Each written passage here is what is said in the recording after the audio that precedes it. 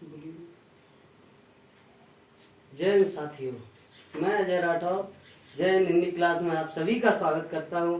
जैसा कि मैं अगली क्लास में लेकर आया था वर्ड विन्यास। वर्ड विन्यास में मैंने रेफ की मात्रा के बारे में चर्चा की थी। जो रेफ की मात्रा 3 प्रकार की मैंने बताई थी। कौन कौन सी थी? अभी मैंने बताया था आप लोगों को, या अगली क्लास में मैंने बताया था रेफ या रा की मात्रा। रेफ या रा की मात्रा, रा की मात्रा, रेफ या रा की मात्रा। रा की मात्रा कोई मात्रा नहीं होती, बल्कि व्यंजन में ही व्यंजन, एक रा व्यंजन का मात्रा के रूप में प्रयोग किया जाना ही रेफ की मात्रा कहलाता है। रेफ की मात्रा में 3 प्रकार की मात्राएं बनती हैं। नंबर 1 रा की मात्रा, यानी कि रेफ जो आधा वाला ऊपर उड़ा होता है, ठीक है, ये ऊपर उड़ा होता है, ठीक। उसके बाद नंबर 2 ये है क्रम वाला, यानी कि जिस तरह से हम लिखते हैं इसे इस तरह से, ठीक, ये नंबर 2। नंबर 3 में ये वाला, ये 2 मात्राएं नीचे लगा दी जाती हैं, ठीक है। जैसे ये होती है, इसका नाम होता है रेफ या रिकार। रिकार क्या होता है? रिकार, रिकार, ठीक। इसका नाम होता है पदेन। पदेन ये आधी होती है, आधा होता है ये, ठीक है ना। और ये जो होती है ये पूर्ण होती है, पूर्ण। उसके बाद में ये जो होती है ये भी पूर्ण होती है, इसका नाम होता है पदेन द्वित। पदेन द्वित, पदेन द्वित, यानी कि आप लोग समझ पा रहे होंगे, जो रा ऊपर उड़ा होता है इसमें जिस तरह से हम लिखते हैं कर्म, कर्म लिखते हैं जिस तरह से, कर्म में ये आधा रा होता है, ठीक है, का। फिर उसके बाद में रा बाद में आता है, ठीक। इसमें क्रम, यानी कि का आधा आया और रा पूरा आया, क्रम, ठीक। इसके बाद में आता है, जैसे लिखते हैं ट्रक, लिखते हैं ड्रामा, लिखते हैं ट्रक, ट्रक। उसके बाद में लिखते हैं ड्रामा। इसमें मुख्यतः अंग्रेजी वर्णमाला, अंग्रेजी के शब्द प्रयोग में लाए जाते हैं, यानी कि अंग्रेजी के शब्द लिखे जाते हैं इसके माध्यम से। सिर्फ एक ऐसा हिंदी शब्द है जिसका नाम है राष्ट्र। राष्ट्र, राष्ट्र जो हिंदी शब्द है जिसमें पदेन द्वित का प्रयोग किया जाता है। और संस्कृत में बहुत सारे शब्द मिल सकते हैं, लेकिन हिंदी में राष्ट्र के अलावा कोई शायद शब्द नहीं है, ठीक है। उसके बाद में अब आते हैं, हम चर्चा करते हैं उपसर्ग, यानी कि इसके प्रयोग के बाद में, यानी वर्ण विन्यास के बाद में संधि प्रयोग चालू की जानी चाहिए। लेकिन संधि से पहले संधि होती कैसे है वो हमें उपसर्ग और प्रत्यय के माध्यम से पता चलेगा।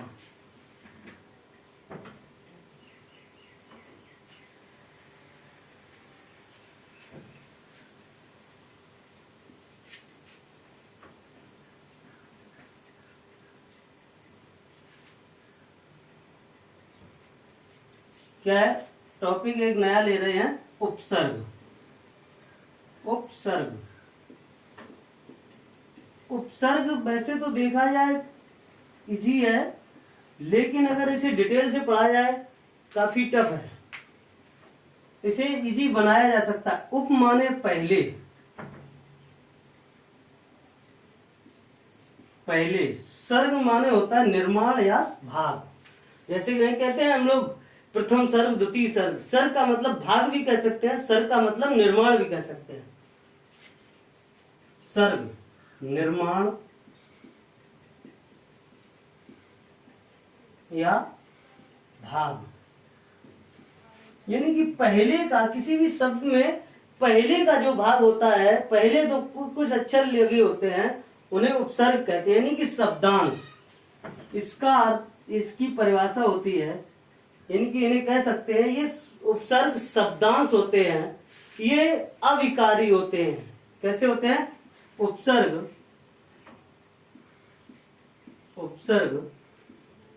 शब्दांश होते हैं। शब्दांश का मतलब शब्द और उसके बाद में अंश। शब्द का कोई छोटा सा भाग जो आगे लगाया जाता है उन्हें शब्दांश कहते हैं। उपसर्ग या शब्दांश ये अविकारी होते हैं। अविकारी होते हैं।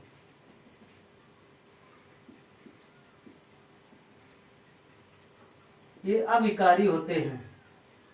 ठीक है, ये अविकारी होते हैं और सर्वनाम में इनका प्रयोग नहीं कर सकते हम लोग। सर्वनाम में इनका प्रयोग नहीं किया जा सकता है। जैसे वह में हम उपसर्ग लगाएंगे, नहीं लगेगा। और सर्वनाम में लिख सकते हैं, सर्वनाम में यानी सर्वनाम के साथ, सर्वनाम के साथ उपसर्ग का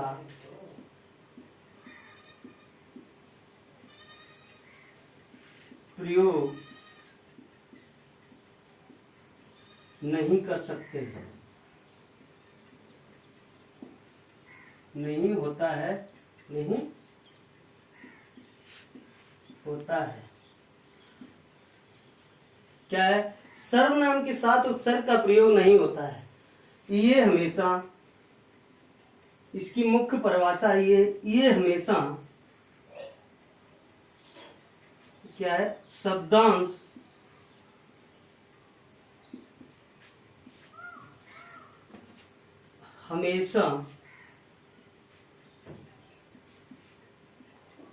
हमेशा किसमें, यानी कि कह सकते हैं रूढ़, यानी कि योग रूढ़, यानी कि रूढ़,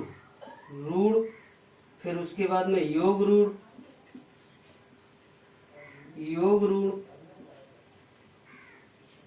रूढ़ के बाद में यौगिक शब्द,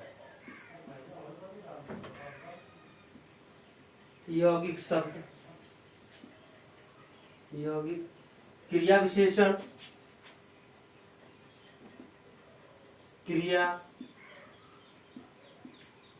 विशेषण,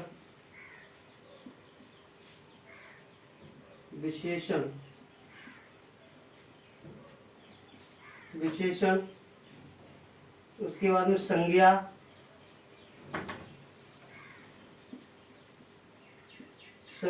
आदि के शब्दों में आगे लग करके इनका अर्थ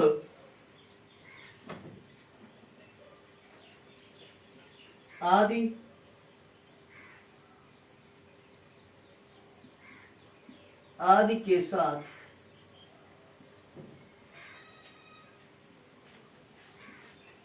आगे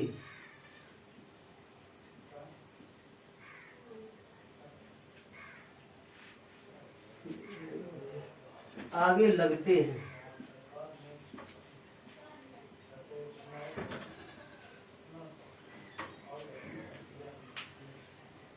ठीक है, इसके आगे देखते हैं।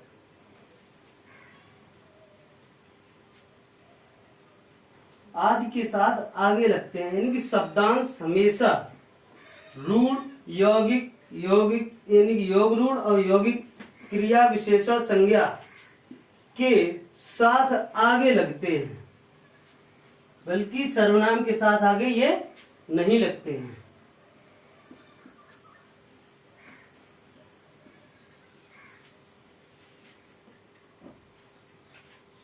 अगला क्या लिखेंगे हम? अगला लिखेंगे कि जो उपसर्ग होते हैं, उपसर्ग या शब्दांश किसी भी शब्द के आगे प्रारंभ में अति में अथि यानी कि अथ में शब्दांश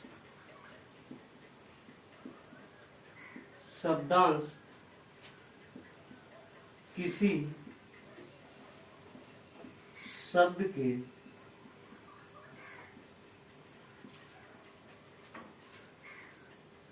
आगे सामने आदि में आदि माने आरंभ,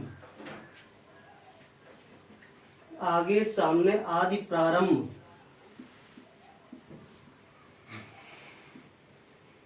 में लगकर उनके रूप और अर्थ में दोनों में परिवर्तन कर देते हैं। लगकर उनके रूप और अर्थ दोनों में परिवर्तन कर देते हैं।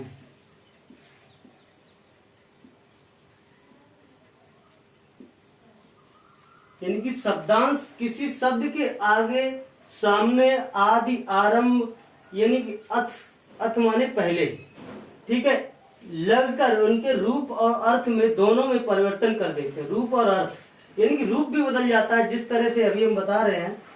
यानी कि शब्दांश यहां लिखना है उपसर्ग या शब्दांश, इस तरह से ये हम साफ कर दे रहे हैं।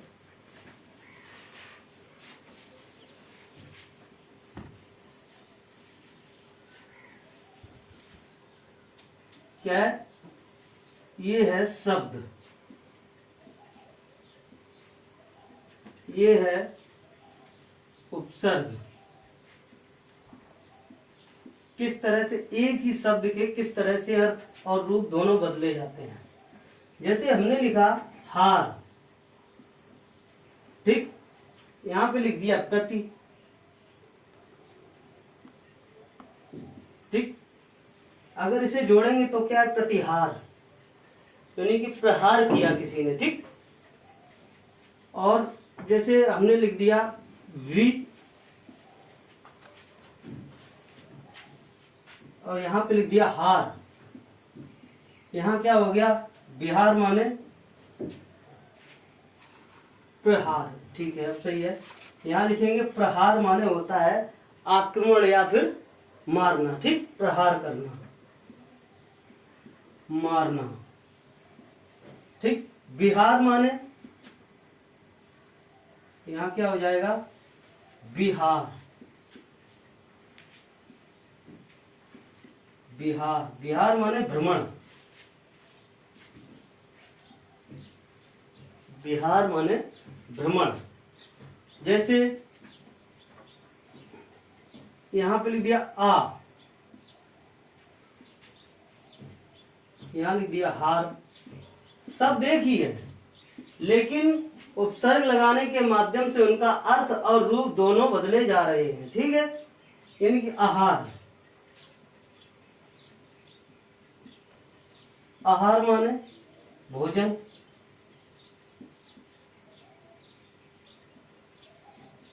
ठीक। इस तरह से उपसर्ग का प्रयोग किया जाता है, ठीक। उपसर्ग वैसे देखे जाए तो 5 भाषाओं में उपसर्गों का प्रयोग होता है। वो कौन कौन सी 5 भाषाएं हैं वो हम बता रहे हैं।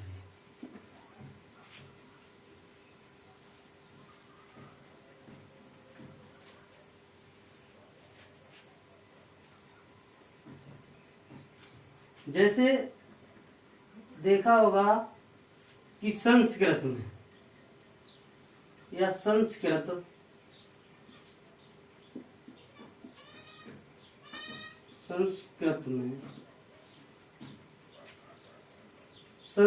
में 22 उपसर्ग होते हैं, ठीक। उसके बाद में हिंदी में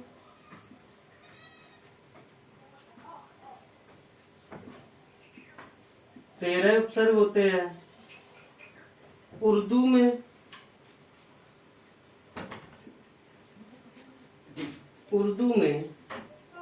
19 उपसर्ग होते हैं। ठीक, यानी कि संस्कृत में 22 उपसर्ग होते हैं, हिंदी में 13 होते हैं और उर्दू में 19 उपसर्गों का प्रयोग किया जाता है। ठीक है, इस तरह से। और आगे बता रहे हैं कि एक पॉइंट और आता है कि उपसर्ग के माध्यम से भाववाचक संज्ञा का निर्माण होता है। कहते हैं उपसर्गों के माध्यम से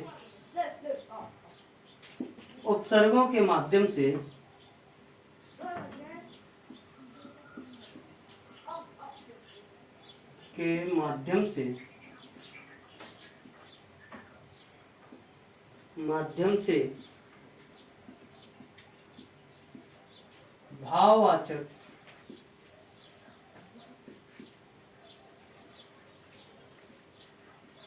संज्ञा शब्द का निर्माण होता है। शब्द का ही निर्माण होता है।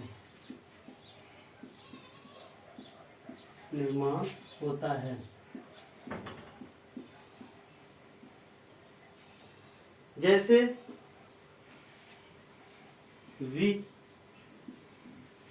यहाँ पे 4 विचार, यानी कि विचार क्या है? भाववाचक शब्द है विचार। ठीक, उसके बाद में आते हैं हम जैसे आघात, यानी कि आघात, किसी भी दिल में एकदम से आघात होता है, मतलब कि कोई एक झटका महसूस होना अंदर से। ठीक है, आघात हुआ। यानी कि अभाव देख लेते हैं।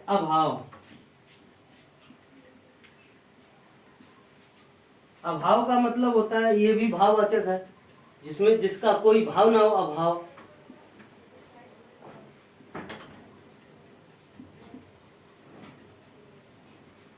ठीक, अब इसके बाद में